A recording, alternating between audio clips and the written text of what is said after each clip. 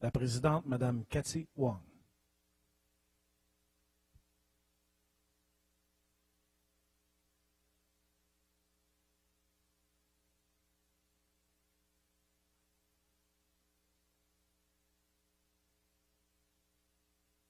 Veuillez prendre place.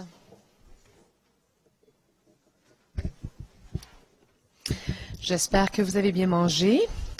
Alors, avant de démarrer la période de questions du public, j'aimerais simplement faire un petit rappel. Le Bureau de la présidence, comme vous le savez, participe à la recherche MTL de concertation Montréal. C'est un projet qui vise à promouvoir la participation des femmes dans les opportunités de participation citoyenne à Montréal. Et puis ce soir, bien, l'équipe MTL de concertation Montréal est ici à l'Hôtel de Ville pour distribuer un court sondage aux citoyens et aux citoyennes qui posent une question lors de la séance de période de questions. Et donc, je vous invite à y répondre en grand nombre et merci d'avance aux citoyens et aux citoyennes qui acceptent de le faire ce soir. Alors, sur ce, je vais démarrer la période de questions du public et on va tout de suite accueillir M. Martin Dion dans la salle du Conseil.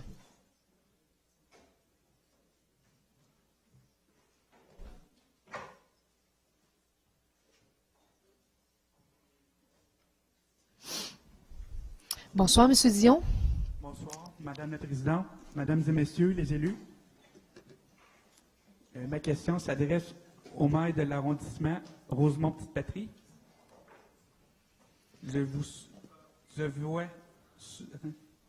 vais souvent dans Rosemont, dans les secteurs de la rue Beaubien et Saint-Laurent, etc.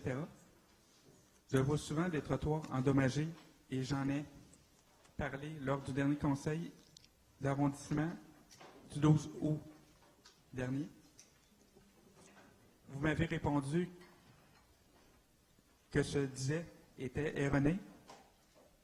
Vous m'aviez fait passer pour un menteur. Ce soir, je viens laver mon honneur. Je vous ai envoyé plusieurs photos par courriel. Question. Que comptez-vous faire pour améliorer la situation des états des trottoirs dans Rosemont, la Petite-Patrie? Merci pour votre question, M. Dion. Monsieur le leader. Bonjour, M. Dion. Je vois que M. Croteau est absent pour l'instant. Alors, je ne veux pas répondre à sa place parce qu'étant donné que vous lui aviez posé la question, puis j'aimerais vous rencontrer à l'extérieur tantôt. Je vais prendre votre question, puis je vais m'assurer que vous ayez une réponse en bonne et due forme dans la semaine qui vient, de la part de nos services et de la part du maire Croteau. Oui, j'attends sa réponse. Oui, mais il n'est pas dans la salle en ce moment. Alors, moi, je m'engage auprès de vous. Je vais aller clarifier. Je vais faire le suivi de votre question avec vous tout à l'heure. Après la période de questions, je sortirai 5 minutes. On va se parler. Je ne sais pas si vous allez être encore là. Sinon, je peux vous rappeler. Puis, je vais m'assurer que vous ayez une réponse en bonne et due forme. Je dois quitter dans 10 minutes environ. Parfait. Alors, on va trouver un moyen je vais vous demander de laisser votre numéro de téléphone à la table qui est là et je vais vous rappeler cette semaine. Okay, merci beaucoup et bonne soirée à vous. Ça me fait plaisir. Merci, M. Dion.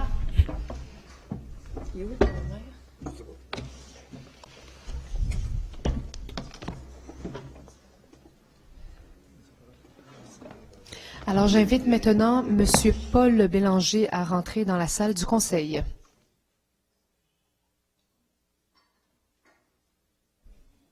Bonsoir, M. Bélanger.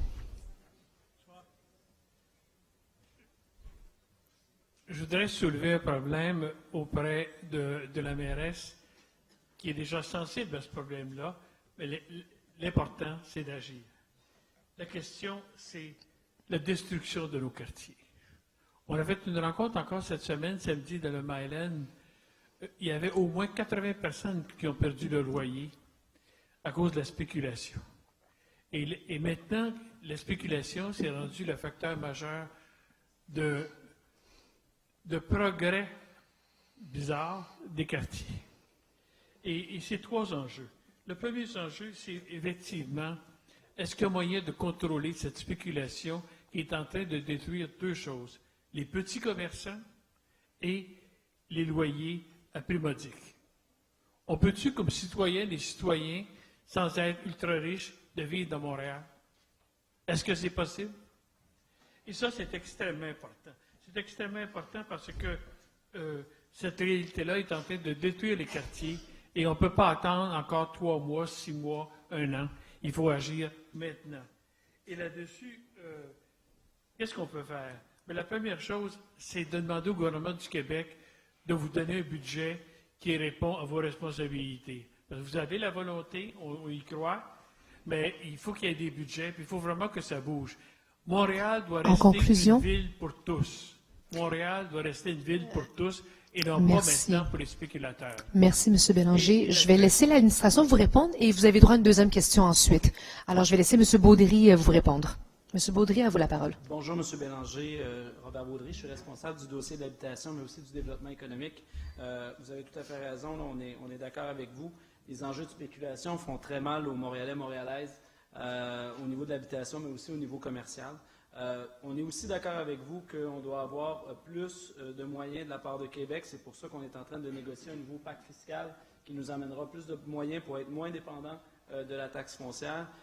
Au niveau commercial, vous serez heureux d'apprendre qu'on vient de lancer une commission pour évaluer l'impact qu'ont les locaux vacants, laissés vacants par des propriétaires sur les artères commerciales. Au niveau résidentiel, on multiplie depuis notre élection les mesures. Il y a le règlement pour une métropole mixte qui s'en vient pour pouvoir obliger les constructeurs à construire du logement social, du logement abordable, mais aussi d'autres mesures pour développer des projets innovants. On a réservé 50 millions à la Ville de Montréal, c'est de l'inédit. 9 millions pour les projets innovants, mais 50 millions aussi pour acquérir des terrains pour pouvoir y construire du logement social, justement pour éviter qu'on laisse ces terrains-là vides et qu'on spécule sur ces terrains et qu'on ait rapidement, maintenant et tout de suite, du logement social et du logement abordable pour les gens qui n'ont pas les moyens de rester sur l'île de Montréal. Donc, oui, M. Bélanger, on y travaille, on va continuer d'y travailler. On est loin de la coupe aux lèvres, il y a toujours du travail à faire dans ce En conclusion? Mais notre administration est résolument favorable à trouver des moyens d'éviter toute Merci, M. Baudry. M. Bélanger, avez-vous une deuxième question? Mais mon commentaire Allez-y. et ma question, c'est l'urgence. Samedi dernier, dans le Myland, il y avait 80 personnes qui ont perdu leur logement. Et ça n'a plus de bon sens. Ça n'a plus de bon sens. Le nombre de petits commerçants qui sont obligés de fermer, etc., je comprends qu'il y a une volonté d'agir, mais il y a une urgence d'agir. Une urgence d'agir. Il faut, par exemple, qu'il y ait une régie des loyers commerciaux. Il faut qu'on crée une régie des loyers commerciaux. C'est extrêmement important pour protéger les petits commerçants. Il faut qu'on améliore la régie du logement, qui n'est absolument pas efficace. Puis il faut aussi qu'on débloque des budgets provinciaux pour que Montréal demeure une ville pour tous. Et ça, là, c'est pas attendre dans 4 ans et réfléchir pendant 4 ans, c'est maintenant. Merci beaucoup de m'avoir entendu. Merci, M. Bélanger. Je pense que M. Baudry veut vous répondre. Allez-y, M. Baudry. Merci beaucoup, M. Bélanger. Concernant ces derniers enjeux-là, les bails commerciaux et aussi la régie du logement, la régie des baux commerciaux, c'est des enjeux qui sont provinciaux, auxquels nous sommes très conscients et avec lesquels on traite avec Québec, justement. Et on est convaincu que cette commission-là, au niveau non résidentiel, va nous amener des arguments supplémentaires. Parce que pour pouvoir convaincre un autre palier de gouvernement, il faut aussi leur amener de la donnée. Et c'est vraiment ce qu'on veut faire aussi avec cette commission-là, mettre les plus grands cerveaux au niveau du non-résidentiel à profit, notre communauté là, qui est là et qui en souffre de cette spéculation-là. Mais on est tout à fait d'accord avec vous, il faut agir maintenant. C'est ce qu'on fait et on va le faire encore pour les 2 prochaines années de notre mandat résolument. Merci. Et Montréal pour tous va être là pour vous appuyer à fond. Merci, M. Bélanger. Passez une belle soirée. J'invite maintenant M. Stephen Park à rentrer dans la salle du conseil. Bonsoir, M. Park. Bonsoir. J'habite le quartier Rosemont. Et puis, comme élément de contexte, je vous rappelle que le printemps passé, les résidents du quartier ont subi une agression sonore pour 5 fins de semaine consécutives à cause des concerts provenant du stade olympique. On parle de 30 heures par semaine, 3 jours de suite les fins de semaine, 10 heures par jour. Pour nous, tenir des concerts bruyants à répétition en plein air est complètement incompatible avec un quartier résidentiel. Donc, la question, est-ce que la mairesse plutôt, je m'excuse, est prête à soutenir publiquement les citoyens qui demandent le respect de leurs droits à la tranquillité face aux événements publics comme Oasis, entre autres en profitant de la loi 15 qui vise à donner plus de pouvoir au Stade olympique pour établir des contrats à long terme, pour établir des bails à long terme. On est extrêmement préoccupé de voir que le Stade olympique aura encore plus de pouvoir de proposer des concerts comme ça. Donc, voilà. Merci, M. Park, pour votre question. M. Lessard-Blais, à vous la parole. Merci beaucoup, Madame. Oui, merci beaucoup, Madame la Présidente. Monsieur Park, bonsoir. Pierre Lessard-Blais, je suis le maire de votre arrondissement voisin, Merci Hochelaga Maisonneuve. Écoutez, vendredi dernier, quand on a vu cette nouvelle-là sortir de la source étant du promoteur lui-même, la source ne venait pas du Parc olympique, mais du promoteur, on a été très surpris que seulement 2 semaines après que moi-même et ma collègue Laurence Lavigne-Lalonde, on soit déplacés à l'Assemblée nationale du Québec pour témoigner devant la commission parlementaire pour demander au gouvernement du Québec un siège sur le conseil d'administration du Parc olympique. Notre demande a été favorablement entendue. On espère qu'elle sera acceptée, mais c'est exactement pour ce type de situation-là qu'on souhaite avoir un siège au Parc olympique. C'est pour qu'on soit mis au courant des projets et qu'on puisse assurer en amont une saine cohabitation entre les activités du Parc olympique et nos quartiers adjacents. Donc, moi, on essaie de contacter le Parc olympique là, depuis ce matin. On attend des nouvelles de leurs responsables aux événements, mais c'est très maladroit que la Ville de Montréal n'ait pas été mise au courant de ce nouveau projet-là. Et c'est pour ça qu'on fait nos démarches. Merci, M. Lessard-Blais. Est-ce que vous avez une deuxième question, M. Park?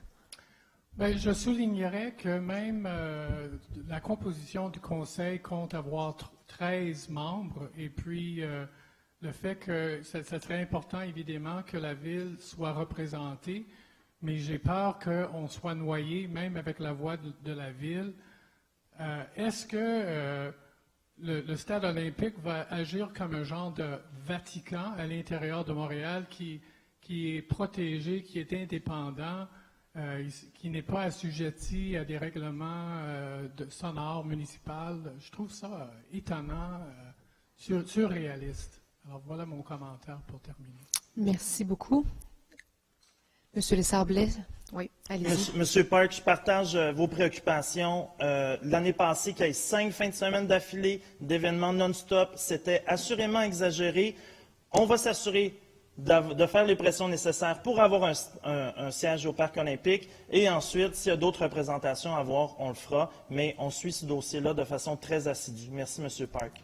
Merci. Merci, M. Park. Passez une belle soirée. Pareillement. J'invite Mme Suzanne Stacho à rentrer dans la salle du Conseil. Bonjour, Mme Stacho. Bonjour. Good evening. Good evening. I would like to take this opportunity to thank you again, Madame la Mairesse, and your administration for going above and beyond your promise to protect the L'Anse-aux-Lormes corridor from development by creating the largest urban park in Canada. We at Sauvons L'Anse-aux-Lormes and the Green Coalition commend your vision and your commitment to protecting natural spaces. My question is about the public consultation. My experience with the OCPM has been that a plan or a vision is presented to the public, and we are invited to comment on that plan after it has been made. May I suggest that our specialists help with that plan? We have birders who have spent hundreds of hours finding the sensitive nesting areas of the endangered bobolink. We have residents who know every trail the deer use and where they raise their young. We have herpetologists who in the dark can find wood frogs in the dark wetlands. I ask that you allow us to consult with these people to help create the best plan possible. Thank you for your question. Madame la maire, non? Oui. La parole à M. Ouellette. Merci, Madame la Présidente. Good evening, Mrs. Stachio. Yes, it's really a great opportunity for our administration to finally save the Las Alarmes and also all those green space in the western part of Montreal.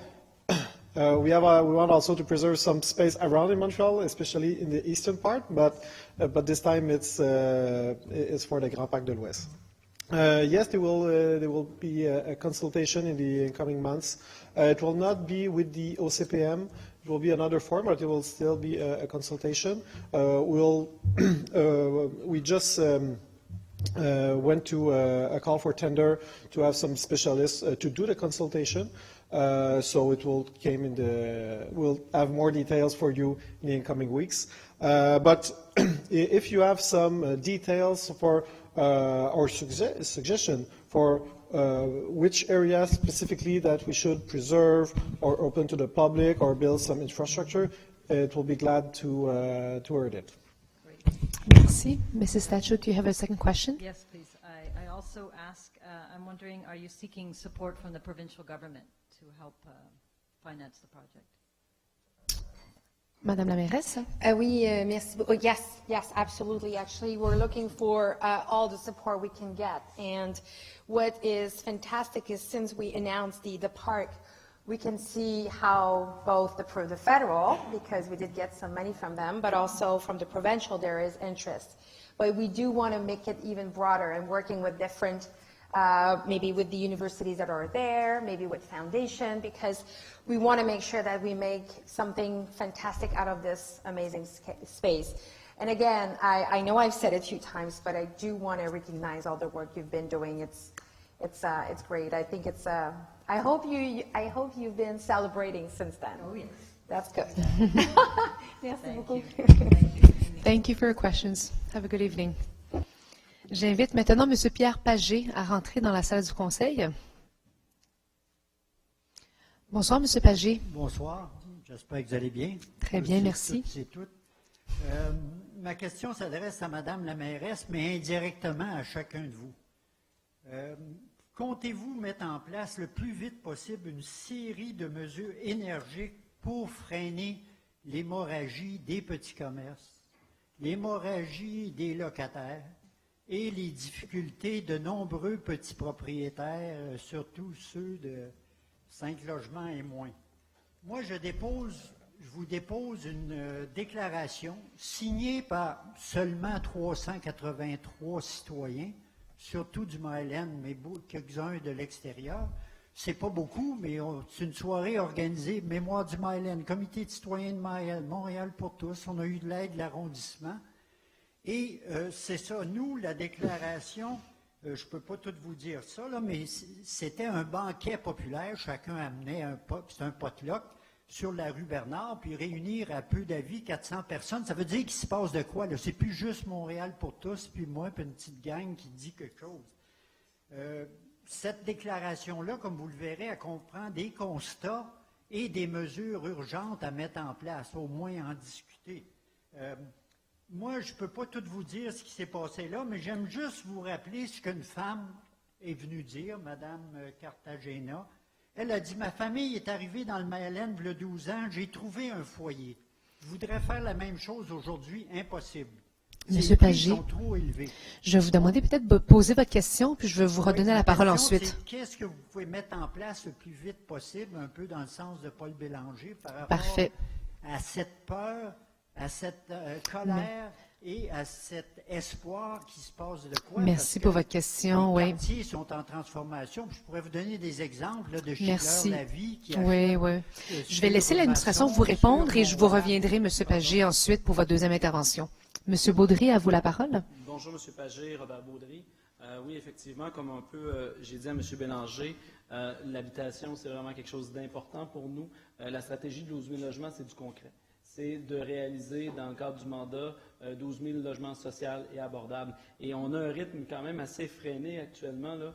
C'est environ 100 unités en engagement définitif par mois dans la dernière année qu'on va aller chercher en logement social. Et ça, c'est sans compter l'abordable et les autres projets.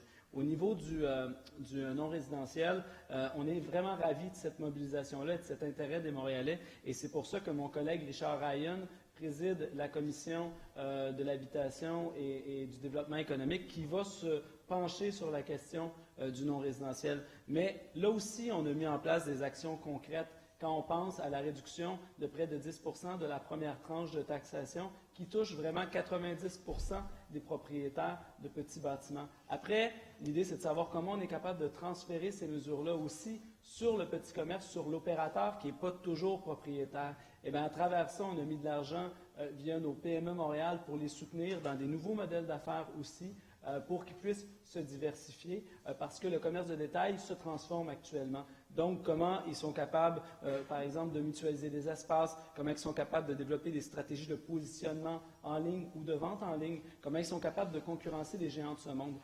Ce n'est que quelques mesures, mais on vous invite à participer à cette consultation-là, mais aussi à la consultation qu'il va y avoir sur le règlement pour une métropole mixte, parce que ça va toucher le résidentiel. Et on va avoir besoin de cette mobilisation-là, M. Pagé. Merci beaucoup, M. Baudry. M. Pagé, est-ce que vous avez une deuxième question?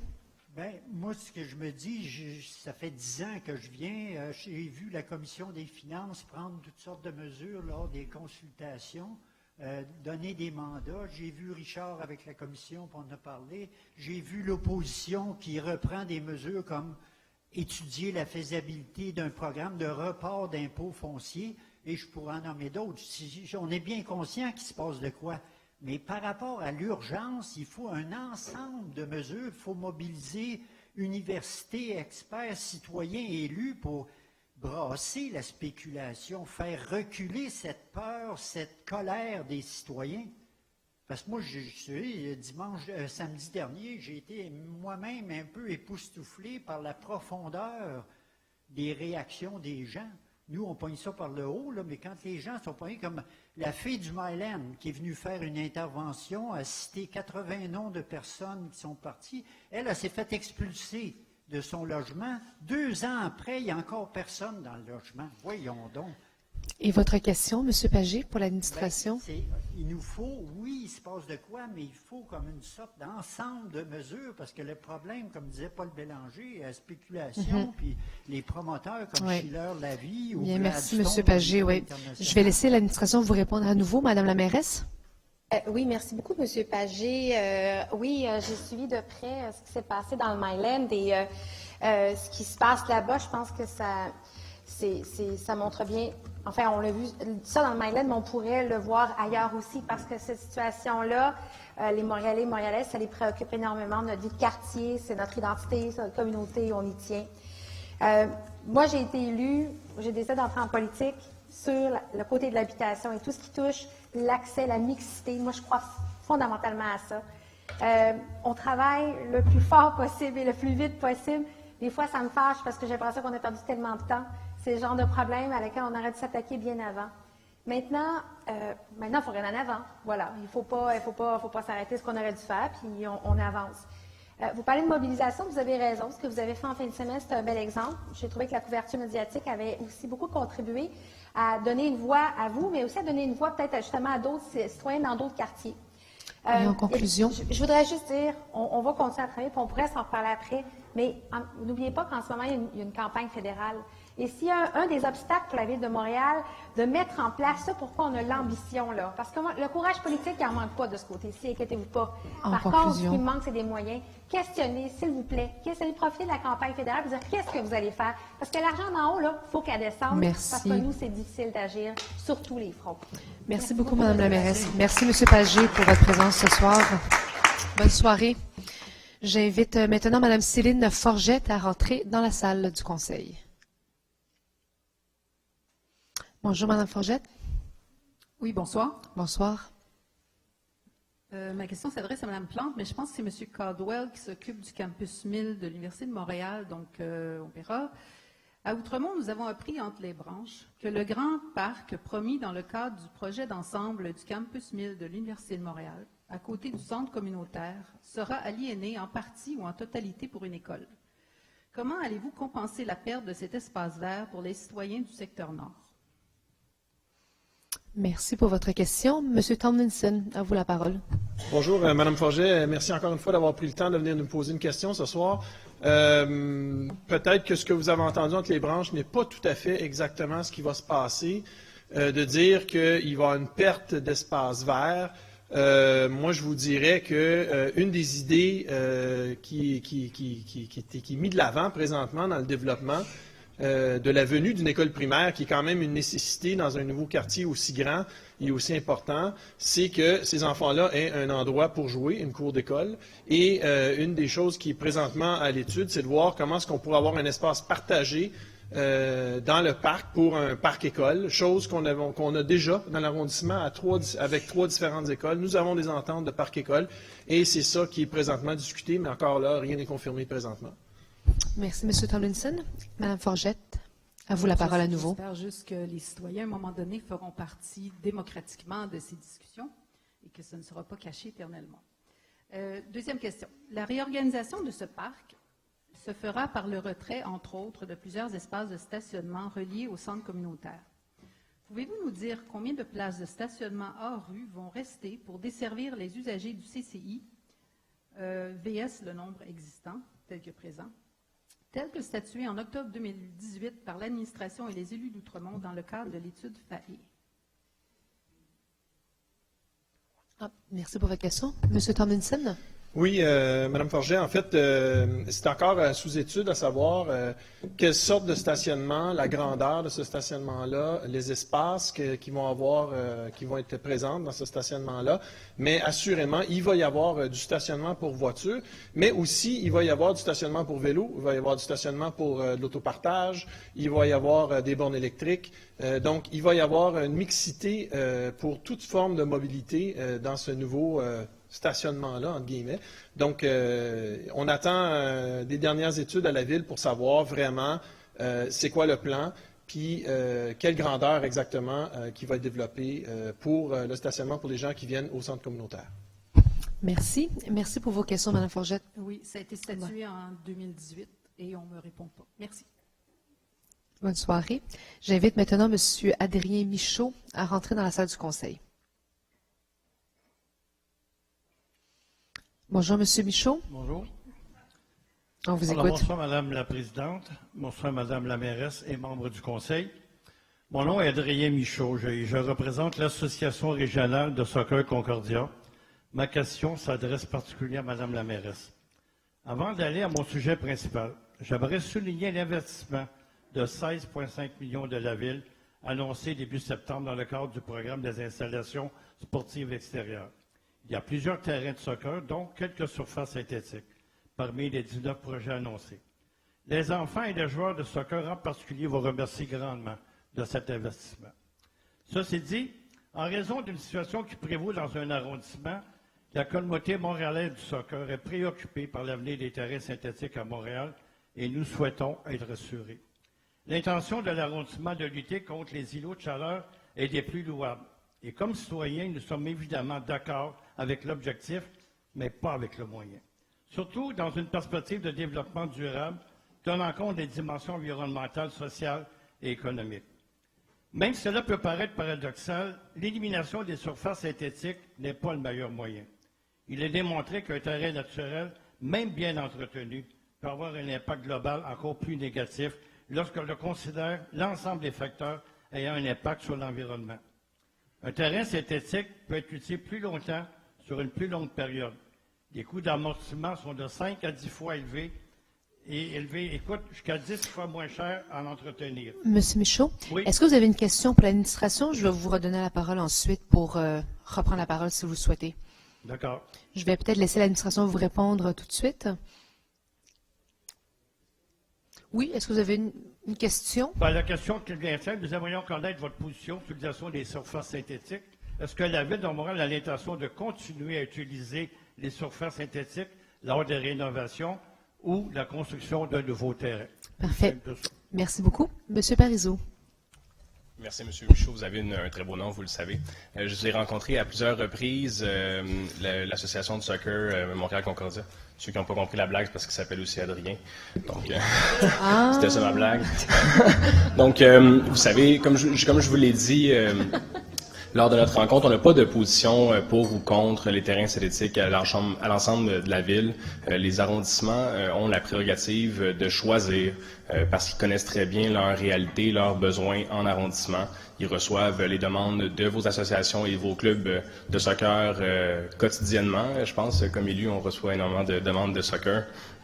Donc, c'est important pour notre administration de donner le pouvoir décisionnel, de le laisser aux arrondissements. Je pense que ça démontre bien à quel point notre administration n'est pas dogmatique, puis à quel point on a une vision globale de ce côté-là. Les terrains synthétiques peuvent être l'alternative dans des cas, mais il y a aussi des cas, comme vous le disiez, où les îlots de chaleur sont importants dans des secteurs de nos arrondissements. Puis c'est important de ne pas mettre en contradiction les terrains synthétiques et les terrains naturels face à la lutte aux îlots de chaleur, puis à la lutte au réchauffement climatique, puis à la crise climatique. Parce que c'est deux points qui sont extrêmement importants pour notre administration, offrir aux jeunes des infrastructures de qualité où ils vont pouvoir faire du sport et particulièrement du soccer tout au long de l'année dans des infrastructures, comme vous l'avez dit, dans le cadre du PIS, où ces infrastructures-là sont aux normes. Donc, on est extrêmement fiers comme administration de prendre cette position-là. En conclusion, Madame la Présidente, je vais déposer je vais répondre peut-être dans la deuxième question. Parfait. Je vais parler de mon Vous allez avoir plus de temps. Merci, Madame la Présidente. Alors, est-ce que vous avez une deuxième question? Non, pour l'instant, c'est juste l'information qu'on désire obtenir. OK. Bien, je pense que M. Parizeau souhaitait compléter sa réponse. C'est super. Donc, je vais déposer un aide aussi à la décision qu'on a fourni aux arrondissements pour l'ensemble des collègues. On a fourni ça aux arrondissements pour qu'ils prennent les meilleures décisions dans leurs arrondissements avec des grilles d'évaluation qui incluent les îlots de chaleur puis plein d'autres aspects. Donc, comme je vous l'avais dit dans notre rencontre, cette aide utile à la décision qui a été, dès le début de notre mandat, très importante pour notre administration, pour qu'on puisse prendre une vision pas dogmatique, comme je le disais au début de ma réponse, et une vision qui est tournée essentiellement vers le sport et l'activité physique, comme c'est très, très important pour vous. Merci. Merci, M. Parizeau. Merci, M. Michaud, pour vos questions. Bonne soirée. J'invite maintenant M. Louis Langevin à rentrer dans la salle du Conseil. Bonsoir, M. Langevin. Bonsoir. On vous écoute. Vous avez offert aux propriétaires de payer leur compte de taxes en 6 ou 11 versements avec intérêt et pénalité. Je désire savoir pourquoi vous gaspillez l'argent des propriétaires en envoyant une lettre comme quoi ils n'ont pas payé leur compte de taxes. Combien se sont prévalus du 6 et du 11 versement? Merci pour votre question. M. Doré. Merci beaucoup pour la question, M. Langevin. Écoutez, pour le nombre de personnes qui se sont prévalues de faire 6 ou 11 versements, ça va me faire plaisir de vous transmettre ça. J'ai malheureusement pas cette donnée-là avec moi, ça c'est sûr et certain. Pourquoi on envoie la lettre? Bien, effectivement, parce qu'on avait mentionné qu'on allait le faire, puisqu'il y a des intérêts quand même associés au fait de faire 6 ou 11 versements. Alors, c'est possible de le faire. Il y a des intérêts, comme je l'ai mentionné. On s'est collé sur ce qui se fait au gouvernement du Québec, un peu comme la SAAQ, pour le permis ou les plaques d'immatriculation. Mais on tenait à faire ce rappel-là pour les gens. Je ne pense pas que ce soit du gaspillage. Merci beaucoup, M. Doré. M. Langevin. Pourquoi la Ville est mal administrée en augmentant les taxes, ce qui fait augmenter les loyers des locataires? Merci pour votre question. M. Doré. Je ne pense pas, en tout respect, que nous administrons et que nous gérons de la manière que vous mentionnez. On fait tout pour limiter la hausse des taxes. On a limité la hausse des taxes l'année passée à 2 %. On va être sur la même chose encore une fois cette année. On l'a déjà mentionné. On se colle sur l'inflation. On fait vraiment tout pour nous assurer de rationaliser les dépenses, de nous assurer que les taxes des Montréalais sont bel et bien gérées comme il faut, administrées comme il faut. On fait les choix selon les priorités de l'administration qui reflètent celles que les électeurs nous ont mentionnées lors de la campagne électorale. Alors, je pense qu'on fait un bon travail, on va continuer à le faire et je vous invite à venir au dévoilement du budget dans quelques semaines, en fait, dans 2 mois.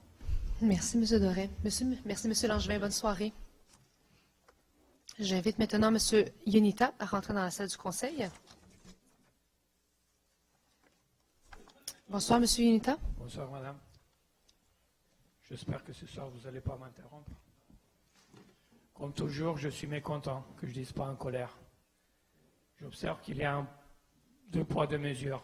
Madame Plante, vous ne répondez jamais à mes questions, malgré les promesses que vous avez faites avant les élections, que vous allez travailler pour les Montréalais, avec les Montréalais.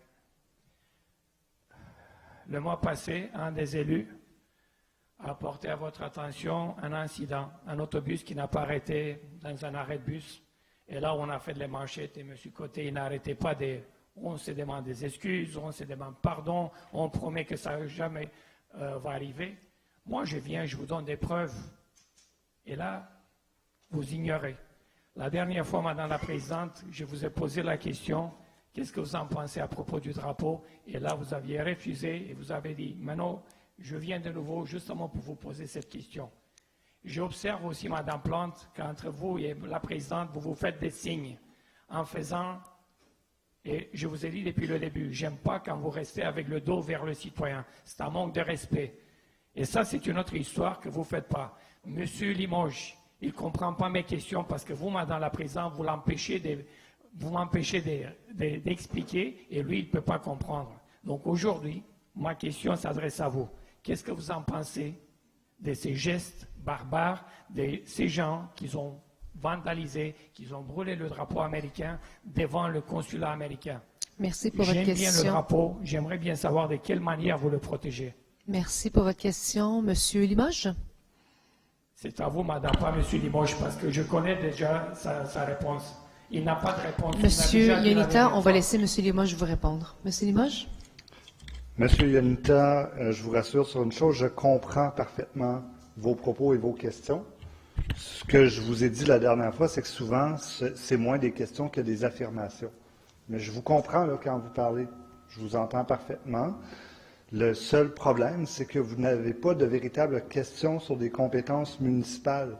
Alors, nous sommes ici dans une assemblée d'élus municipaux qui statuent sur des choses municipales. Si vous écoutez les questions avant vous et après vous, les gens viennent nous poser des questions sur est-ce que vous favorisez les terrains synthétiques de soccer, est-ce que vous comment vous voulez réformer la fiscalité montréalaise. Les gens viennent nous poser des questions de compétences municipales sur des choses municipales qui les touchent. Vous venez nous dire que vous êtes scandalisé par un incident qui s'est passé devant l'ambassade des États-Unis, de prendre position là-dessus, ce qui n'est pas notre mandat. Alors voilà, je sais que je vous déçois encore, mais c'est la seule réponse que vous pouvez avoir ce soir. Merci, M. Limoges. M. Yonita, est-ce que vous avez une deuxième question? M. Limoges, vous savez quoi, là? La Ville de Montréal, elle peut avoir du pouvoir sur la SPVM et justement pour inciter la police pour aller arrêter ces gens-là. N'oubliez pas une affaire que sont les enjeux entre les 2 États, les États-Unis et le Canada. Et on traite d'une manière irrespectueuse l'État américain. En plus de ça, quand vous dites que vous n'avez pas de juridiction à Washington, vous l'avez ici. Et maintenant, vous me dites que je vous pose des questions que ça ne vous concerne pas. Quand j'ai apporté à votre attention l'histoire des pauvretés et l'augmentation des taxes, et là, j'ai participé à la commission des pauvretés, qu'est-ce que vous avez répondu? Rien.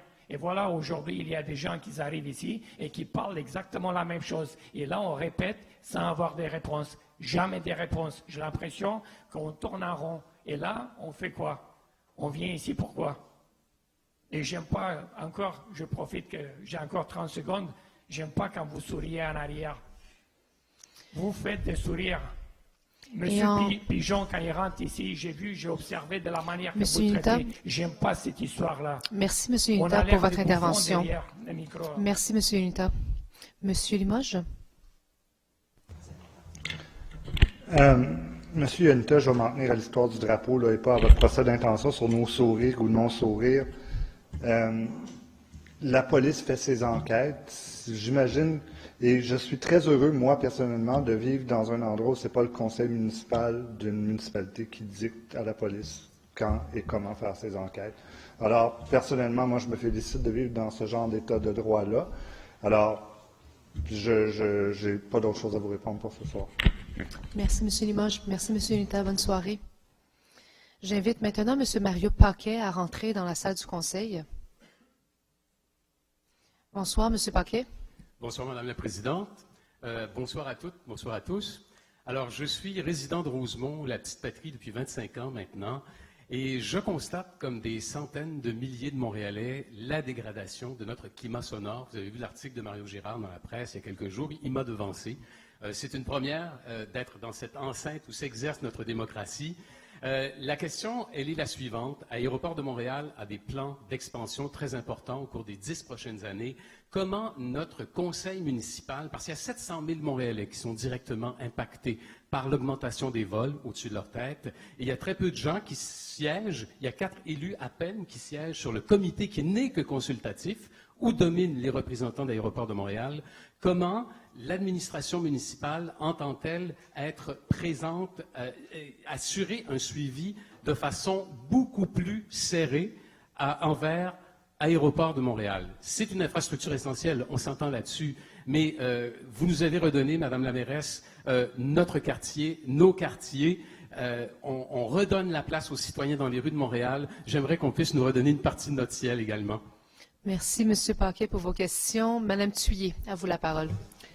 Oui, bonsoir, M. Paquet. Excusez-nous, on vous tourne le dos parce que on est malheureusement configuré comme ça pendant les rénovations. Je vous vois bien. Alors, je prends la parole. Je suis mairesse d'Antique-Cartierville et je suis la représentante de la Ville de Montréal sur le comité que vous venez de décrire, donc qui porte bien son nom, comité consultatif sur le climat sonore. Alors, je peux vous dire que personnellement, et M. Aref Salem y siège aussi parce que l'arrondissement de Saint-Laurent, il y a une place désignée, ainsi que plusieurs maires des villes liées, comme par exemple Dorval. Alors, je peux vous dire, en fait, ce que je peux pas vous dire, c'est que ce comité siège à huis clos, ce qui est en soi un enjeu. Et mais je peux vous dire par contre qu'on pose beaucoup de questions, on fait un suivi serré sur un nouveau plan d'action de Aéroport de Montréal, alors qui est un peu différent de ce dont vous parlez des travaux d'aménagement, mais qui quand même est lié. Et la question vraiment de l'urbanisme relève de Dorval, donc vous voyez qu'il y a beaucoup d'intervenants dans le dossier. Et moi, je suis native de la Chine, alors les avions, je connais ça. Et puis, je peux vous dire qu'on est très impliqué dans notre administration pour faire en sorte d'approfondir ce dossier-là, d'aller le plus loin possible, parce que malheureusement, nos règlements de bruit ne s'appliquent pas à des aéronefs ou des véhicules en mouvement. Alors, à l'intérieur de nos compétences municipales, nous allons le plus loin possible et nous discutons avec de nombreux partenaires, notamment Aéroport de Montréal, sur cet enjeu-là précisément. Merci Mme Thuillier. Merci, Mme Thuillier. Si vous me permettez, je vais poursuivre avec une autre question, une dernière. Il y a 6 bornes qui mesurent en ce moment. Il y en a une qui n'est pas opérationnelle. Pourquoi il n'y a pas davantage de ces stations de mesure? Et pourquoi mon maire d'arrondissement, M. Croteau, ne siège pas également sur ce comité? Parenthèse, j'étais au Jardin botanique la semaine dernière. Je discute avec des touristes allemands et ils n'en revenaient pas du bruit qu'il y avait et ils m'ont simplement demandé si l'aéroport était dans les parages. Alors, bon, je referme la parenthèse. Et il y a écrit aussi, c'est le peu de pouvoir de ce comité, parce que quand on lit les statuts de ce comité, voici ce qu'on y lit. Alors, le rôle des élus là-dessus, c'est de transmettre l'information. Donc, vous êtes une courroie de transmission vers nous. Et j'ai un peu l'impression que c'est un truc de propagande, parce que le climat sonore s'est amélioré avec les années. C'est votre mission, donc les élus municipaux au sein de ce comité, que le climat sonore s'est amélioré avec les années, que les efforts mis de l'avant par ADM, les transporteurs, les comités pour améliorer le climat sonore vont se poursuivre. Alors, j'ai un peu l'impression qu'il y a beaucoup de représentation, et en conclusion, c'est une opération de relations publiques. Alors, est-ce que vous entendez donner davantage de poids politique à ce comité? Merci qu'il y ait plus pour de votre représentativité. question. Merci. Madame Thuillier. Alors, merci, M. Paquet. Écoutez, on travaille aussi avec des citoyens qui sont impliqués et qui font un peu le même type de recherche que vous. Donc, vous l'avez nommé, la définition, le mandat et la composition du comité climat sonore est en soi un enjeu. Ceci dit, c'est pas la Ville de Montréal qui détermine tout cela. Donc, ça fait partie des choses qu'on travaille avec Aéroport de Montréal. Au niveau des stations de mesure, quand je vous disais que j'étais la mairesse d'Antique-Cartierville, en ce moment, et donc, nous, on a travaillé avec le citoyen qui a lancé la nouvelle application que vous connaissez peut-être, Aéroplainte. Personnellement, on travaille avec ce citoyen. Et donc, Aéroport de Montréal devait installer une nouvelle station de mesure dans Antique-Cartierville et ils sont revenus sur leur décision avec comme argument qu'ils sont en ce moment dans une poursuite judiciaire avec les pollués de Montréal-Trudeau et que, à leur avis, selon leur conseiller juridique, cela vient geler toute nouvelle installation de stations de mesure sonore. Ça, évidemment, avec quoi nous ne sommes pas en accord, et c'est pour ça que je vous dis qu'on a beaucoup de discussions sur ce sujet-là. Merci. Merci, M. Paquet, pour vos questions. Bonne soirée. J'invite maintenant M. Gilbert Boer à rentrer dans la salle du Conseil. Bonsoir, M. Boer. Bonsoir, Madame la Présidente. Bonsoir, Messieurs et Dames du Conseil. Mon intervention s'adresse à Madame la mairesse Valérie Plante concernant certains organismes culturels publics et privés, surtout publics de Montréal, en particulier le Jardin botanique de Montréal, qui est pour des éléments particuliers, très particuliers, comme les Jardins de Lumière actuellement, qui est en cours, ou alors les Papillons en liberté ce printemps. Il y a une tendance très lourde actuellement d'accepter juste des réservations pour voir ces événements-là en ligne. Alors moi, la question est la suivante. Est-ce que vous allez mettre à l'ordre ces institutions-là pour qu'ils n'acceptent pas juste des réservations en ligne, mais que des gens qui ne veulent pas réserver en ligne puissent aussi participer à ces activités, puissent aller à ces activités? C'est une tendance que j'observe de plus en plus, quels que soient les organismes actuellement, publics ou privés. Alors, je crois qu'il faudrait intervenir maintenant pour que ça cesse, pour qu'ils arrêtent cette tendance-là qui est actuellement très lourde, une tendance qui m'horripile en quelque sorte, là. Parce que moi, j'aime pas ça, les affaires en ligne, les Internet, tout ça, là. Moi, j'aime aller de façon de façon très spontanée, aller voir une activité quelconque, et je veux pouvoir y aller sans être refoulé parce que j'ai pas à y réserver en ligne, là. Alors moi, il faut intervenir pour que ça cesse ces pratiques-là. Merci pour votre question. Madame Lavigne-Lalonde, à vous la parole. Madame la Présidente, merci pour votre question.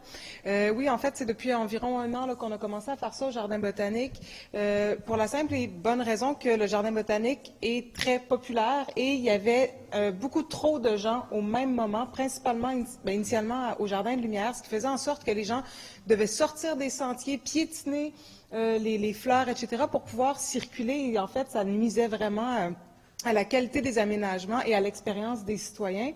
Et c'est vraiment quelque chose qu'on voit dans l'ensemble des activités à Espace pour la vie, tant les activités sont populaires. Donc, c'est quelque chose qu'on a mis en place. Par contre, et vous me direz si c'est pas le cas, on ajustera, mais je sais que à chaque plage horaire, il y a quand même une certaine quantité de personnes qui peuvent venir de manière spontanée parce qu'on sait que tout le monde n'a pas accès. Et on sait aussi qu'il peut y avoir un imprévu puis que ça arrive des fois qu'on arrive un peu en retard ou trop en avance. Donc, il y a quand même une certaine flexibilité et on accepte souvent, mais en fait, à chaque plage horaire, on accepte certaines personnes qui peuvent venir de manière spontanée. Si vous êtes allé puis qu'on vous a refusé, j'en suis sincèrement désolée. On expérimente aussi là, pour s'assurer que les gens puissent avoir une expérience agréable sans que ça ait trop d'impact sur la qualité de la visite. Et s'il y a des ajustements à faire, on va les faire, mais c'est ça la raison pour laquelle on fonctionne de cette façon-là maintenant. Parce qu'avant Internet, tout fonctionnait très bien, lorsqu'il n'y avait pas ces systèmes Internet-là, tous ces systèmes technologiques-là. Ça marche très bien, c'était accessible à tous, à tout le monde, sans problème. Et maintenant, depuis qu'il y a ces nouvelles technologies, il y a comme une sorte de ségrégation là. Ceux qui utilisent la technologie, ceux qui n'utilisent pas, tant pis pour eux. Qui l'utilise la technologie? Non, ça je ne suis pas d'accord. Alors il faut que ces pratiques changent de façon définitive pour que ça revienne comme avant, c'est tout. Ou que l'Internet soit juste complémentaire, point à la ligne. Il ne faut pas que ça devienne la règle. Merci. Madame Lavigne-Lalonde. Ben, ce que je vous dis, c'est que si on a mis ça en place, c'est parce qu'il y avait vraiment des enjeux. Il y avait même des fois des enjeux de sécurité, tellement il y avait de gens au même moment. Donc, c'est pour ça qu'on a mis ça en place. On n'a pas l'intention de revenir en arrière, mais comme je vous dis, il y a toujours cette flexibilité-là. Il y a toujours des gens qui peuvent venir de manière spontanée. S'il y a certains ajustements quant à la quantité de personnes qui peuvent venir de manière spontanée, on les fera, on les analysera. Mais il faut dire aussi, je n'ai pas le chiffre exact là avec moi, ça me dérange de ne pas l'avoir, mais la popularité d'Espace pour la vie, année après année, elle est incroyable. C'est une croissance vraiment impressionnante de personnes qui viennent. Et donc, ça fait qu'il y a des moments où il y a trop de gens au même moment et ça nuit à l'expérience que les citoyens ont et ça nuit aux infrastructures qui les accueillent. Donc, c'est pour ces raisons-là qu'on le fait. On n'a pas l'intention de revenir, pour l'instant, on n'a pas l'intention de revenir sur cette décision-là. Mais s'il y a certains ajustements quant à la quantité de billets, on est ouvert à les faire. Merci. Merci pour votre question, M. Boer. Merci beaucoup. Passez une belle soirée. J'invite maintenant M. Marc Poulin à rentrer dans la salle du Conseil. Bonsoir, M. Poulin. Bonsoir. Le 21 juin dernier, Mme Thuillier lançait Dialogue Montréal avec l'objectif, et je cite, d'avoir les plus hauts standards de qualité en termes de ville participative. Je ne sais pas si Mme Thuillier a eu une petite discussion avec M. Tomlinson, mais toujours est-il que M. Tomlinson a finalement annoncé qu'il allait confier à une firme externe la consultation publique émanant du droit d'initiative sur le stationnement et la circulation outre-Mont. Je dois l'avouer, c'est un progrès versus le « on va faire ça en famille » qui nous a servi en cette Chambre le mois dernier. Cependant, les citoyens signataires de la pétition exigent que la consultation soit objective, constructive et par conséquent indépendante. Madame Plante, pourquoi Projet Montréal se refuse toujours à confier la consultation à l'Office de consultation publique de Montréal, plutôt que de dépenser l'argent des payeurs de taxes de façon inutile et indûment en embauchant une firme externe? Merci pour votre question. M. Tomlinson. Bonjour, M. Poulin. Merci encore une fois de vous être déplacé. Je dois vous dire que j'ai comme l'impression que quand on confie un mandat à l'OCPM, il y a des dépenses impliquées aussi, mais je pourrais confirmer ça avec vous à un autre moment. Je vous dirais qu'en effet, on avait toujours eu l'intention de confier la consultation lorsqu'elle sera déposée à une firme externe, mais en effet, nous allons faire ça entre nous à l'arrondissement. C'est l'arrondissement qui va choisir ces experts externes-là, qui vont être absolument indépendants de faire le travail de consultation, balisés par les règles du droit d'initiative. Comme je vous ai dit lors du dernier conseil d'arrondissement, j'espère que vous allez déposer bientôt cette pétition-là. Ce serait bien dommage qu'il y ait des gens qui attendent réponse à leurs questions qui ne les auront pas parce que vous décidez d'attendre de déposer la pétition. Donc, s'il vous plaît, le plus vite que vous êtes prêts, nous, on est prêts. Merci. Merci pour votre question. M. Tomlinson, soyons conséquents. Vous pouvez toujours informer les citoyens de votre projet sans avoir à attendre une consultation publique que de toute façon, vous nous refusez depuis le début. Cela dit, je crois comprendre que Projet Montréal persiste dans son obstination à bouder l'Office de consultation publique de Montréal. Est-ce que, alors, Projet Montréal va-t-il consulter les citoyens initiateurs dans le choix de la firme? Car l'organisme externe ne saurait être indépendant s'il est choisi par une seule des parties en cause. Indépendance, démocratie demande que les citoyens soient impliqués dans le processus de A jusqu'à Z, les citoyens qui ont signé cette pétition, à plus de 2000 citoyens. Allez-vous nous impliquer? Merci pour votre question. Monsieur Doré, à vous la parole. On va me donner la parole bientôt. Alors, je veux réitérer notre confiance en l'OCPM. Donc, j'ai entendu comme quoi que Projet Montréal boude l'OCPM. Notre administration n'a jamais autant confié de mandats à l'OCPM. Nous avons allongé plusieurs centaines de milliers de dollars encore cette année. Nous haussons le budget de l'OCPM. Il n'y a jamais eu autant de consultations de la part de l'OCPM. Alors, ce n'est pas parce que Outremont fait le choix de confier sa consultation publique à un organisme externe que cette présente administration n'a pas confiance. Au contraire, les faits sont là, les budgets sont là. L'OCPM n'a jamais autant servi les Montréalais que sous ce mandat. Merci, M. Doré. Merci pour votre présence ce soir. Bonne soirée. On m'informe que la question numéro 13 n'est plus là. Alors, j'invite... Est-ce que c'est Mme de Grandpré? Oui. Alors, j'invite Mme Geneviève de Grandpré à rentrer dans la salle. Bonsoir. Geneviève de Grandpré de l'Association du Parc canadien d'Outremont. Ma question s'adresse à M. Caldwell. Tout d'abord, l'APCO tient à vous remercier de la collaboration dont vous et votre équipe du service de l'urbanisme et de la mobilité avez fait preuve au cours des derniers mois avec notre association. Selon les dernières informations obtenues de votre équipe, la révision du réaménagement temporaire du secteur Bates-McEachern est toujours en cours. Le rapport technique qui recommandera la solution préférentielle devrait être disponible en octobre. Vous connaissez notre position. La solution retenue ne doit pas affecter le parc canin d'Outremont, nommé Parc Mali.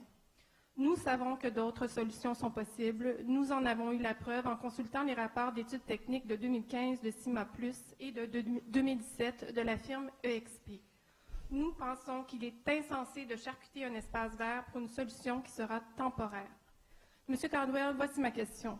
Pouvez-vous nous confirmer que vous allez instruire vos fonctionnaires du service de l'urbanisme et de la mobilité de conserver le parc canin dans son état actuel et de trouver une solution de réaménagement temporaire qui permettra de le conserver intégralement au moins jusqu'en 2030, année au cours de laquelle la réfection du viaduc Rocklin doit avoir lieu? Merci pour votre question. Monsieur Caldwell. Bonsoir. Tout premièrement, je veux vous remercier de la délicatesse que vous avez eue de remercier nos équipes qui collaborent avec vous. Effectivement, Monsieur le maire et moi et l'ensemble de nos équipes trouvons ce débat très intéressant, très stimulant et il se fait dans le plus grand civisme et c'est très apprécié et je vous remercie pour la remarque. Quant à votre question de fond, effectivement, comme nos équipes vous l'ont communiqué, on a retourné pour s'assurer, refaire ses études, retester les différents scénarios, mais l'objectif qui est de, permettre un bon aménagement de l'ensemble des terrains le long de l'axe Thérèse-Lavoie-Roux, ainsi qu'une intersection sécuritaire reste, avec l'aménagement de plusieurs parcs locaux, dont un qui sera assurément dédié à une aire d'exercice canin dans tous les cas, dans tous les scénarios, dans tous les cas de figure. Monsieur le maire et moi, on s'y est engagés, et un aménagement qui se ferait avec les citoyens. Donc, on a des étapes, on a des rendez-vous au cours des prochains mois, justement pour valider les informations, pour s'assurer qu'on ne fasse pas d'erreur. Alors, on va continuer à suivre le dossier. Je ne peux pas prendre l'engagement que vous me demandez de prendre aujourd'hui à cause des objectifs que je vous ai énumérés, mais je peux vous engager à ce qu'on continue le dialogue. Merci, M. Caldwell. Est-ce que vous avez une deuxième question, Mme de Grandpré? Permettez-moi de continuer par mon plaidoyer pour mon parc canin. Allez-y. Votre administration a commandé une étude sur les aires d'exercice canin. Vous êtes donc au courant que la Ville de Montréal est loin d'offrir assez d'espace libre sans laisse aux chiens et que ceux-ci sont largement inadéquats. Le parc canin d'Outremont est le plus grand parc canin de Montréal et est cité par les experts comme un exemple à reproduire. L'incertitude a assez duré. Détruire ce parc et sa communauté pour un aménagement temporaire est une absurdité.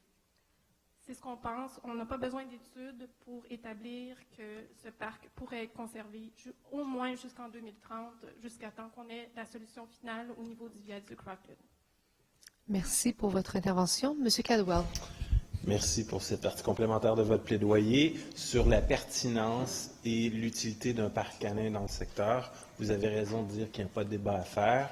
Je ne reviendrai pas sur ce que j'ai dit précédemment, mais sur la nécessité aussi d'avoir des aménagements sécuritaires pour tous, c'est aussi un objectif incontournable. Donc, on essaie de concilier tous ces objectifs. On espère que vous avez choisirai la bonne. Merci pour vos interventions. Bonne soirée. J'invite. Alors, la période de questions du public est terminée. Est-ce que M. Limoges, vous souhaitez une prolongation? Oui, je vais proposer une prolongation de 30 minutes.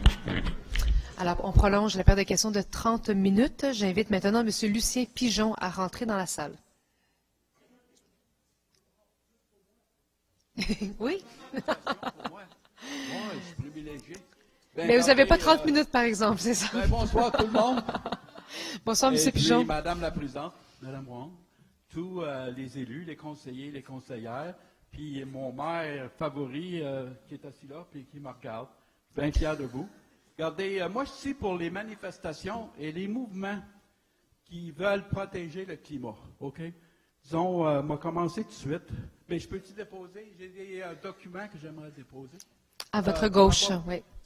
Mais c'est pour la ville, mais ça va finir dans les mains de Mme Laurence Lavigne-Lalonde, comme d'habitude. Assurément. Mais elle fait une bonne job. Vous aussi, Mme Plante. Je vous félicite. En tout cas, on va commencer tout de suite. Parce que j'ai eu 1 minute et demie, puis ça découle vite. Regardez, votre modeste palier de gouvernement ne devrait pas vous empêcher de répondre à certaines demandes des mouvements pour la protection du climat, telles que celle-ci. J'en ai 4, mais je vais juste passer la première. Une campagne de sensibilisation importante qui n'a pas été faite depuis la déclaration de l'urgence climatique pour assurer que tous les Québécois sont pleinement conscients de la gravité de l'urgence climatique et de la perte de la biodiversité. Si vous avez écouté 2460, mardi dernier, le 10 septembre, François Jaffry a bien expliqué, puis mon document porte beaucoup sur les 4 demandes qu'il a faites. Ma question, non, il me reste moins de temps. En tout cas, pouvez-vous faire une campagne de sensibilisation importante, telle que demandée par François Jaffry, porte-parole du collectif La Planète s'invite au Parlement, mardi dernier, sur l'émission 2460?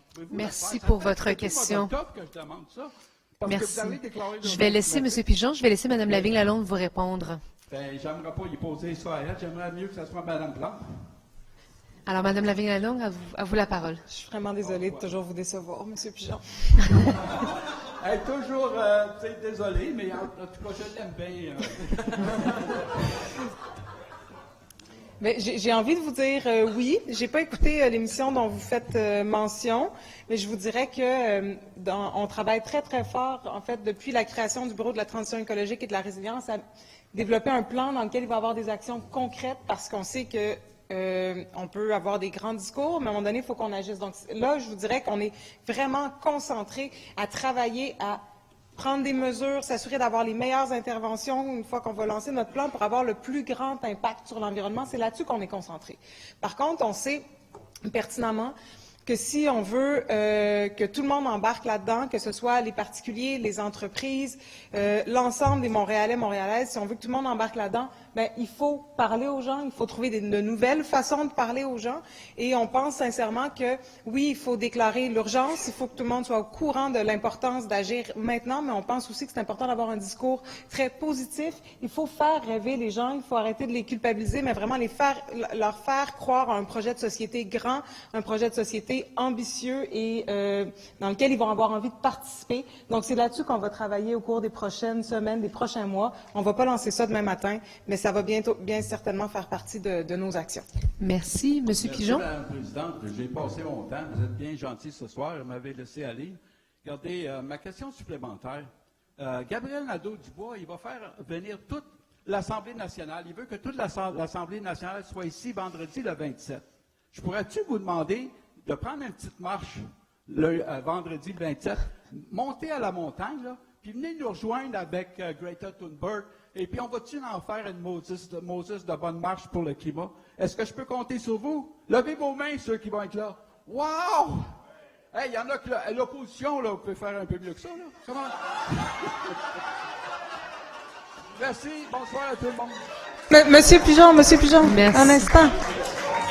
Monsieur Pigeon, Madame Lavigne-Lalonde va vous répondre. Non seulement on va aller marcher, non seulement la mairesse va être avec nous, mais la mairesse aujourd'hui, en entrée de conseil, appuyée par moi-même, a fait une déclaration pour inviter l'ensemble des élus ici à participer à cette marche-là parce qu'on sait que c'est une cause importante. Il faut qu'on offre notre solidarité aux étudiants qui manifestent depuis des mois.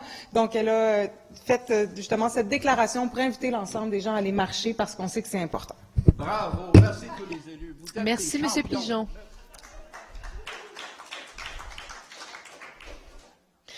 Alors, j'invite Madame Aurélie Cozandé-Gaudin à rentrer dans la salle du conseil. Bonsoir. Bonsoir.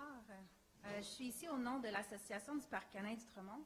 Projet Montréal nous a informé qu'au-delà de 2030, le Parc canin d'Outremont ne pourra pas rester tel qu'il est actuellement, dû à la réfection du viaduc Rocklin et de la mise en place du projet d'aménagement du Campus 1000. On nous répète maintenant depuis près de 2 ans que le parc canin sera réaménagé et relocalisé à un endroit non déterminé à ce jour. L'association est d'avis que Projet Montréal, dont les enjeux électoraux incluaient l'environnement et le problème d'agressivité chez les chiens, doit épargner le parc canin d'Outremont, car ce dernier est cité par les experts comme répondant parfaitement aux besoins des chiens par sa superficie et son aménagement.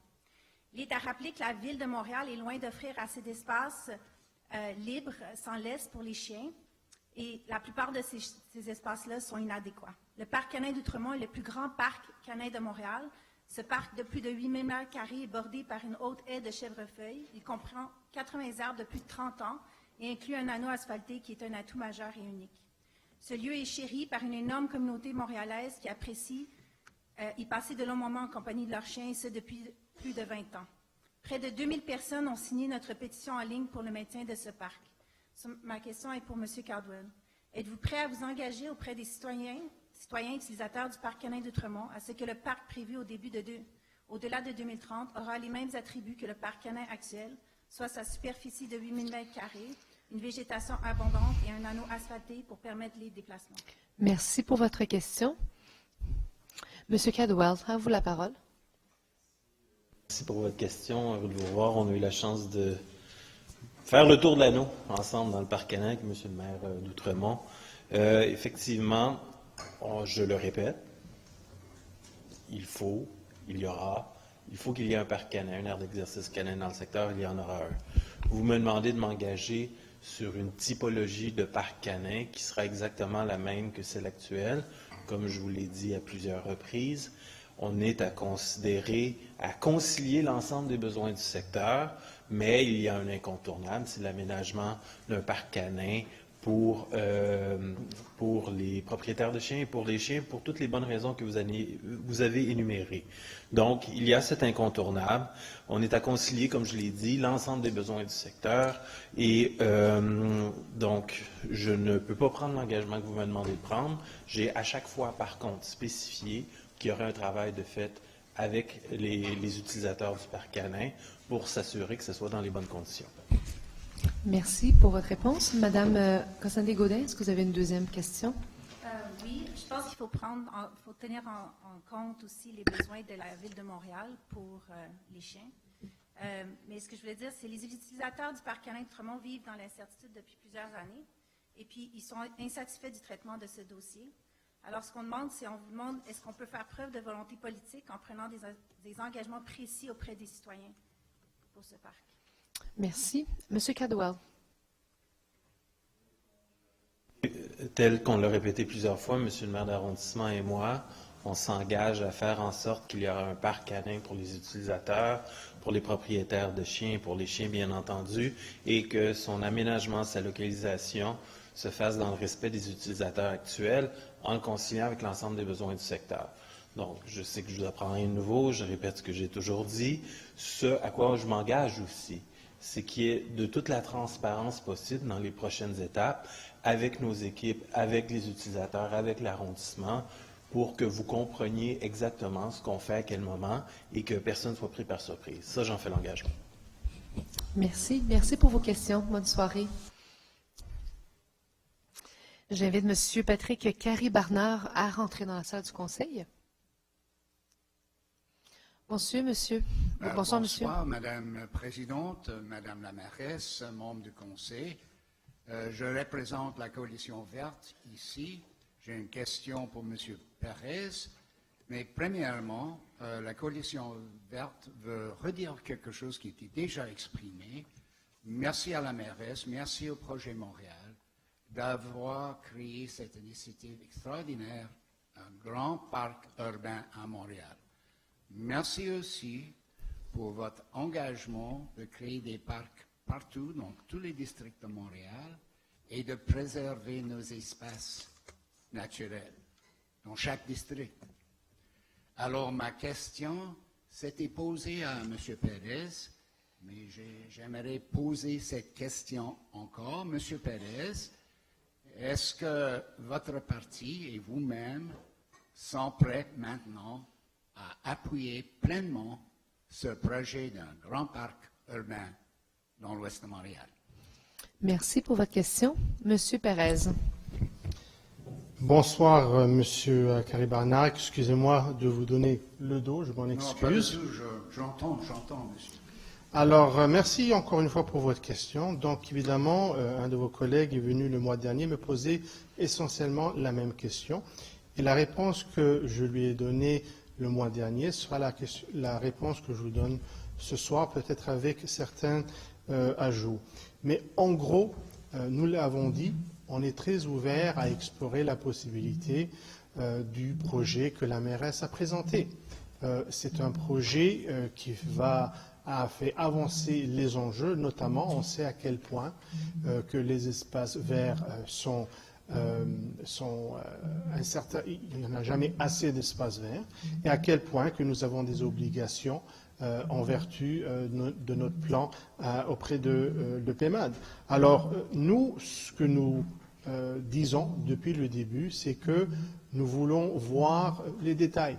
C'est bien beau de vouloir avancer des énoncés, des principes, des volontés, mais pour nous, c'est plus que cela seulement, c'est aussi un enjeu concernant être responsable non seulement d'un point de vue financier, mais responsable également vis-à-vis de différentes propriétaires éventuels. Il y a eu des poursuites qui ont été potentiellement lancées. On le sait, il y a au moins des menaces à cet égard-là.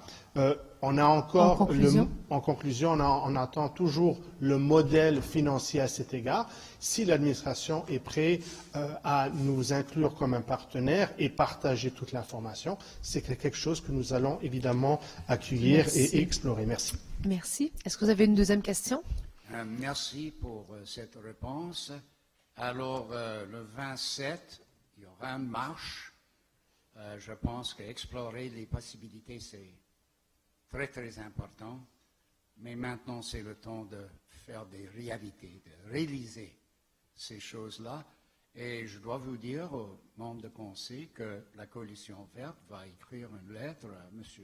le Premier ministre du Québec, M. Legault, justement pour demander un peu d'argent pour faire quelque chose de sérieux ici sur l'île.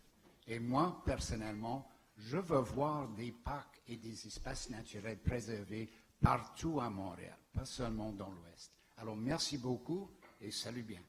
Merci pour vos interventions. Bonne soirée. J'invite maintenant Mme Lynne Dubé à rentrer dans la salle du Conseil.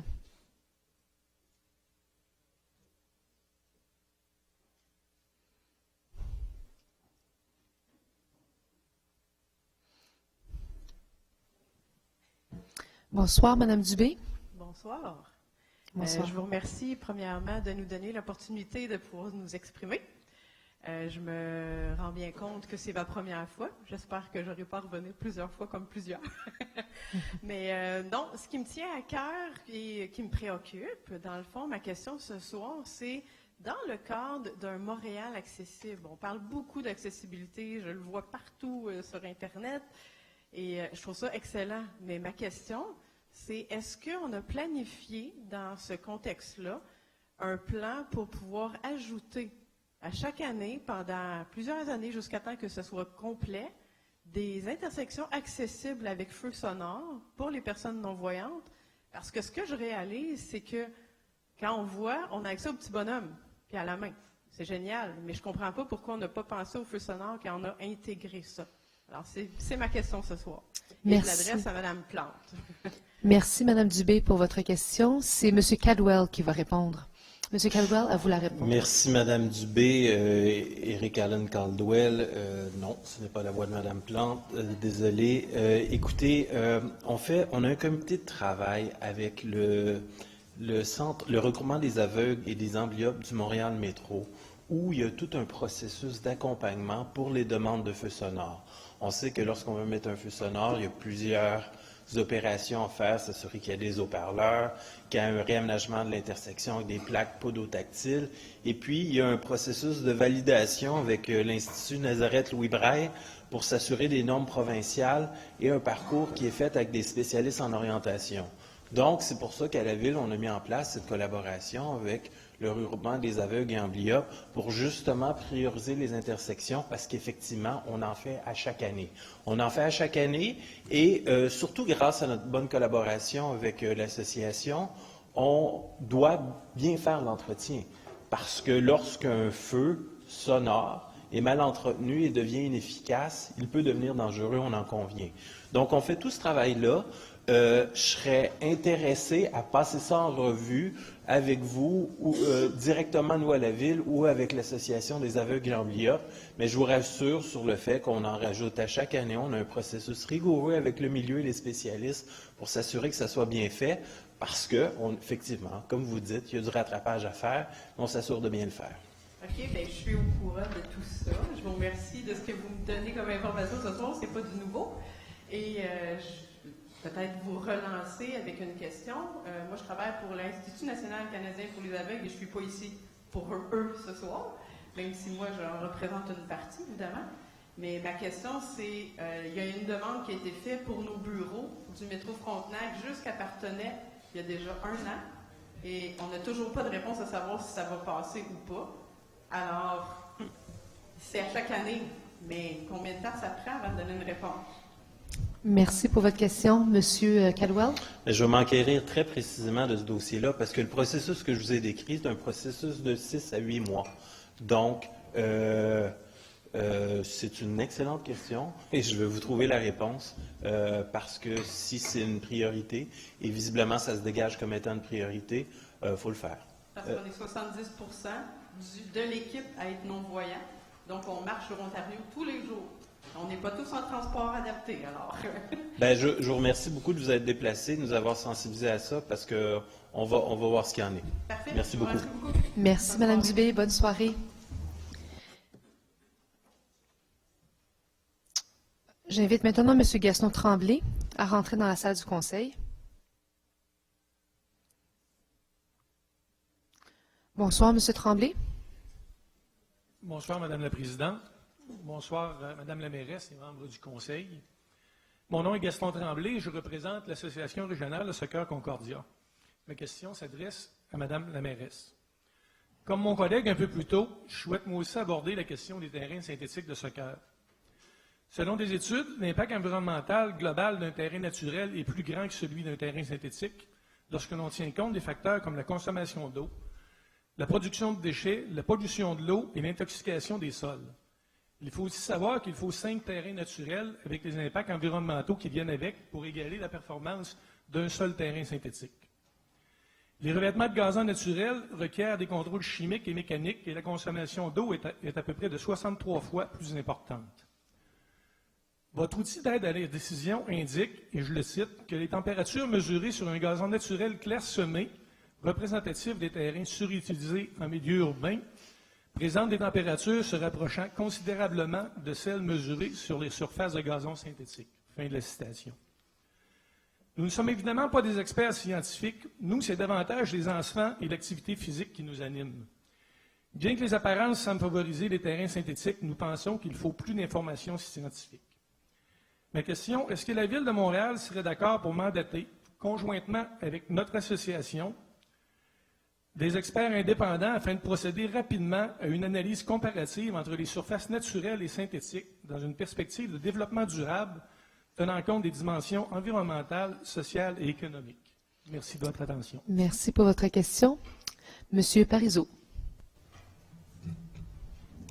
Merci, Mme la Présidente. Je vais vous retourner le dos comme l'ensemble de mes collègues de ce côté-ci. Merci, M. Tremblay, pour votre question ce soir. Vous savez, quand on vous a rencontré avec mon collègue, on a senti très rapidement que votre préoccupation environnementale sur la question des gazons, synthétiques ou naturels, est sincère. Puis merci d'avoir cette vision-là. Vous l'avez bien dit dans votre question. Votre préoccupation pour que les jeunes puissent jouer au soccer est aussi, elle, très sincère. Puis vous savez, quand on évalue les terrains synthétiques, comme vous le dites vous-même, il y a des terrains synthétiques de plusieurs qualités, de plusieurs niveaux. Je pense que l'ensemble de mes collègues ici présents ont des terrains synthétiques dans leurs arrondissements. On a tous des technologies un peu différentes. On a même des technologies, des terrains synthétiques dans les arrondissements qui sont en demande dans le PIS, que votre collègue a remercié plus tôt, qui sont des technologies qui sont plus vieilles. Donc, quand on a eu la discussion lors de notre rencontre, on a aussi établi qu'il y avait des terrains synthétiques maintenant où il y avait du liège, par exemple, de nouveaux terrains synthétiques qui étaient mis de l'avant de plus en plus par l'industrie. Donc, on n'est pas fermé nécessairement à ce qu'il y ait une étude faite par la Ville-Centre. Par contre, on a de la difficulté à comprendre comment est-ce qu'on pourrait établir avec l'évolution des technologies sur les terrains synthétiques, avec quels terrains synthétiques principalement on ferait cette étude-là. Donc, on n'est pas fermé. Par contre, l'aide aussi à la décision, comme vous venez de le citer, est un outil, selon nous, qui répond bien aux préoccupations environnementales et aux préoccupations sportives que les arrondissements peuvent utiliser à tous les jours pour chaque projet. Merci, Mme la Présidente. Merci. M. Tremblay. J'apprécie grandement de voir qu'on partage avec la Ville-Centre une vision similaire, je pense, de la situation. Ce que je vous dirais, c'est, comme je vous ai dit tout à l'heure, ce qui nous préoccupe beaucoup, nous, ce sont les jeunes. On veut accompagner les jeunes, on veut les développer. Oui, on veut voir des athlètes qui vont performer à des plus hauts niveaux, mais on veut aussi faire de meilleurs citoyens et des citoyens en santé pour le futur de notre société. Et dans ce cadre-là, ce pourquoi on demande une étude, c'est sûr que quand on fait le point aujourd'hui, il y a beaucoup de contestations, il y a beaucoup de choses qui se disent, il y a beaucoup d'études qui sont rapportées.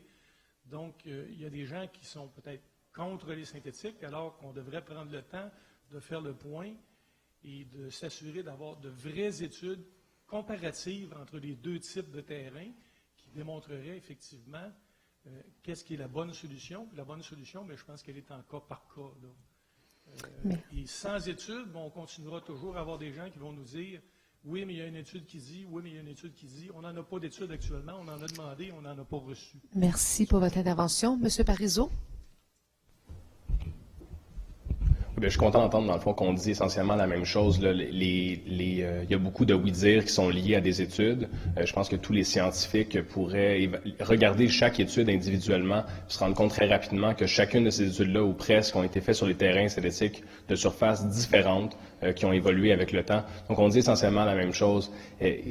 La réalité, c'est que même aujourd'hui, quand on fait une veille technologique sur les terrains synthétiques, il y a des terrains qui sont à surface mixte, avec du gazon à l'intérieur du synthétique. Il y a des terrains qui sont avec du liège, purement du liège. Donc, actuellement, le synthétique est en train d'évoluer. Je pense que c'est vers ça que les arrondissements devraient se tourner.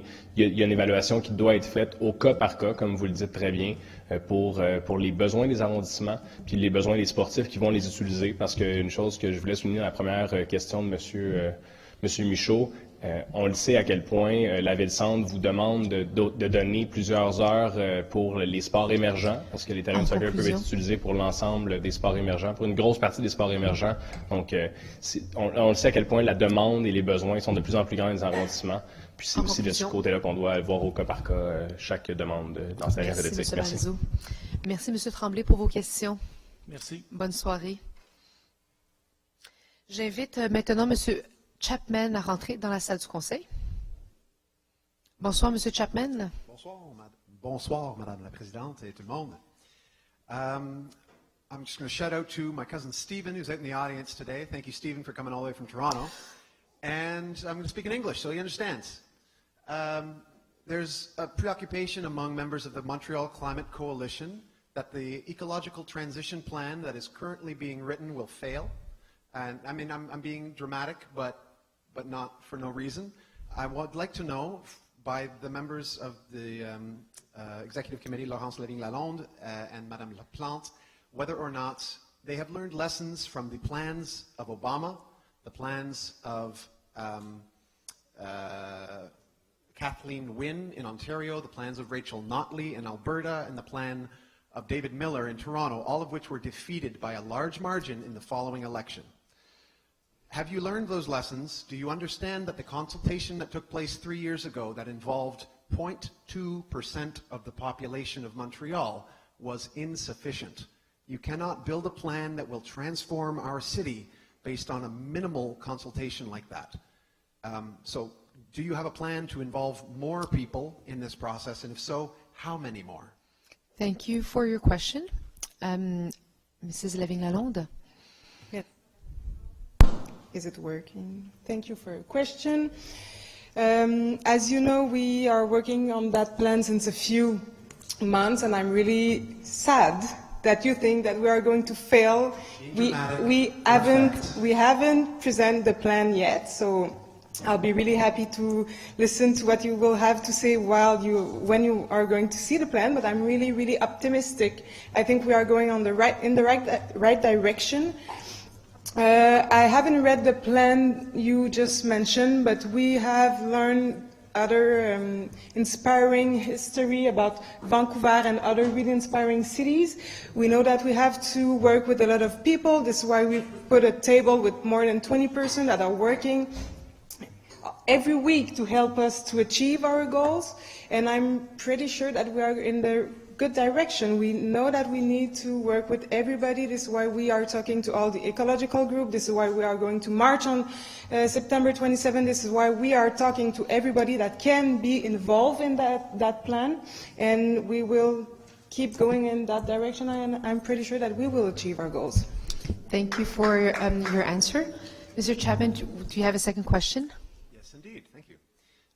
Second question is related to the budget of that process. So it hasn't been very transparent as to what kind of monetary resources are allotted. So just to mention Vancouver, 5% of the population of Vancouver was engaged in their process to develop the Greenest City Action Plan, which was continued after the following election. So they elected a mayor that was even more willing to go farther the following electoral period. Very interesting. So the question being, how much money is allotted to this, the transition, the Bureau de Transition Énergétique, Transition Écologique?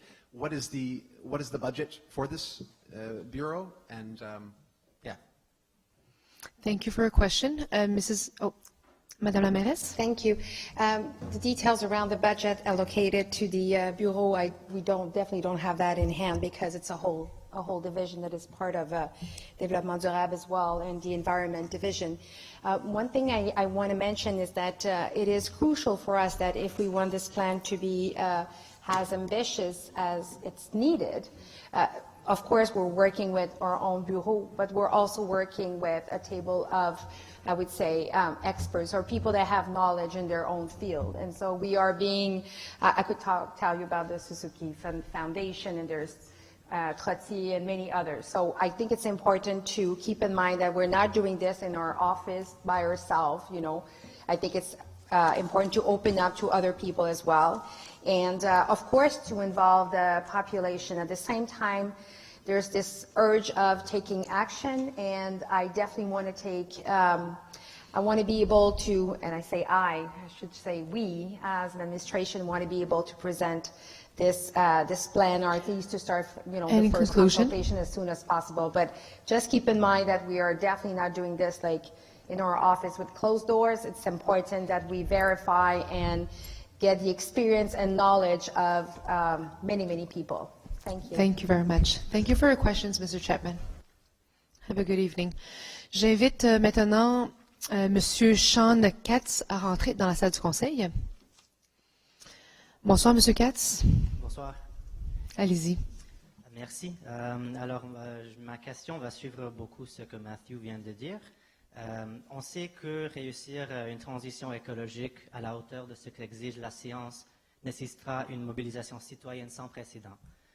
Pas une mobilisation des experts, pas une mobilisation des écolos qui sont déjà assez mobilisés, il faut dire, mais une mobilisation vraiment citoyenne.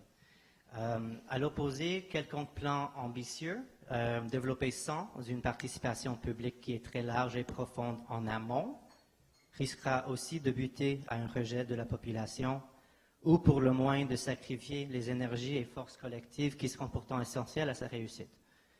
Ma question donc, est-ce que la ville va sortir des sentiers battus et inviter les citoyennes et citoyens à co-construire le plan de transition écologique? Je pense notamment aux exemples de Vancouver, oui, mais aussi de Paris et surtout ce qu'ils ont fait à Barcelone, où, par exemple, 70% de l'agenda du gouvernement municipal a été sourcé par une plateforme qui s'appelle Decidim. C'était vraiment un exemple très intéressant. J'invite tout le monde à explorer. Et sinon, si la ville ne va pas essayer de sortir de sentiers battus et avoir vraiment une participation large de la population dans tous les quartiers, comment la ville compte-t-elle alors s'assurer que ce projet de société serait approprié et porté par l'ensemble de la population? Merci pour votre question. Madame Lavigne-Lalonde, à vous la parole. Merci pour votre question. Je suis absolument, tout à fait, complètement au courant que si on veut atteindre nos objectifs, il faut que l'ensemble de la population embarque. Il faut que l'ensemble des Montréalais embarquent, il faut que l'ensemble des Québécois embarquent, il faut que l'ensemble des Canadiens embarquent, il faut que tout le monde embarque. Sinon, on n'y arrivera pas.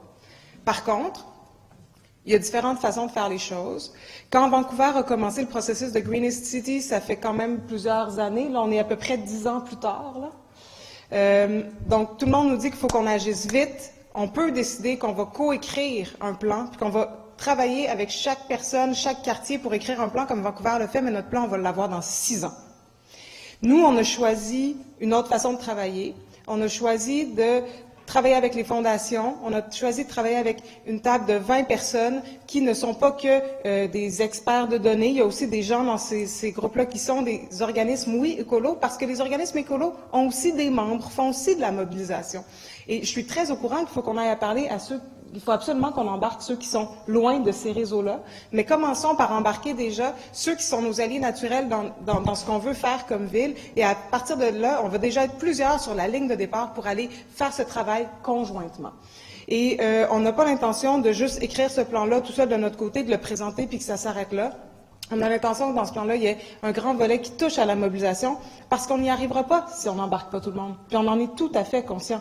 Est-ce qu'on va faire exactement comme Vancouver? Je pense qu'on n'a même plus le temps de faire comme Vancouver a fait. Par contre, on va s'assurer d'aller chercher le plus de bras, de têtes, de jambes pour marcher avec nous pour y arriver. Merci beaucoup. Est-ce que vous avez une deuxième question, M. Katz? Oui, j'aurais une deuxième question. Allez-y. Je remercie beaucoup Mme Lavigne-Lalonde pour sa réponse. Ma deuxième question, en fait, c'est toujours sur le sujet de la participation publique, mais plus spécifiquement ce qui est trait à la nouvelle politique de participation publique et engagement citoyen. Donc, je me dirige plus vers Mme Émilie Thuillier. Quant à la participation publique dans le développement de la politique de participation publique, j'ai quelques craintes quant à ça. Je sais que, par exemple, la Ville a lancé la plateforme Montréal Dialogue, vraiment juste un sondage en ligne qui, à ma connaissance, à ma compréhension, a une portée assez limitée quant à la participation du public.